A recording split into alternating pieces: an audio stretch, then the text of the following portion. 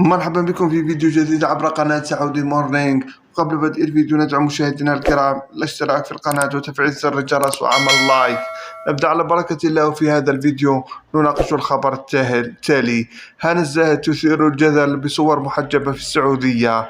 تألقت النجمة هنا الزاهد في أحدث جلسة تصوير لها من الرياض في السعودية، حيث شاركت الجمهور عبر صفحتها الرسمية في مواقع التواصل الاجتماعي انستغرام بصورها. وظهرت هنا الزاهد في الصور بالحجاب والعباءة السوداء، وشوقت جمهورها إلى عمل جديد لها قريبا دون الكشف عن مزيد من التفاصيل. وحازت الصور إعجاب جمهورها. اذكروا أن هنا الزاهد عرض لها مؤخرا مسلسل إقامة جبرية، وقالت هنا الزاهد خلال حلولها ضيفة على برنامج معكم من تقديم الشاذلي: أول ما الدور جالي اتخضيت جدا وقلت لا، لكن المؤلف أحمد عادل أول مرة ينتج، وقال لي أن ده مشروع عمره وشايفني فيه.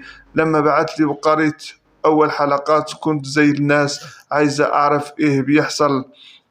أنا بحب سلمى قوي. وعن أكثر المشاهد التي أحبتها قالت: بحب مشهد في أول حلقة بعد ما قتلت جوزها وتشوف واحدة بتقدم لها حبيبها وبتقف تعيط. حتى لما وقفوا التصوير أنا فضلت أعيط وانهارت بجد. وثراء جبيل فضلت تهديني كأني فعلا اللي عمل الجريمة. حيث شارك معها بطولة مسلسل إقامة جبرية كل من صابرين ومحمد الشرنوبي، ثراء جبيل، عايدة رياض، محمود البزاوي، ولطيف التركي، تأليف أحمد عادل وإخراج أحمد سمير فرج. شكرا لكم على حسن الإصغاء والمتابعة. تنسوا ترك تعليقاتكم والتفاعل مع القناة. للقاء في فيديو جديد وخبر جديد.